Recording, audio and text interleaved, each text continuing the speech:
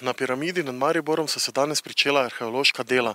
Nam lahko natančneje poveste, kaj pričakujete, da boste našli na tem prostoru? Vemo, da tukaj so začetki prve mariborske zgodovine dejansko.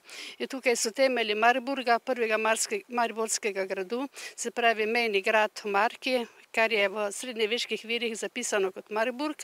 Od tega ima tudi mesto samo ime. Kako natančno bo potekalo delo? Mi skušamo zdaj v prvi fazi ugotoviti temeljenje oziroma kvaliteto ustalin, obseg in pa izpovednost samih najdb. Vse od 11. stoletja naprej pa tja do 18. ko je bil grad požgan in uničen.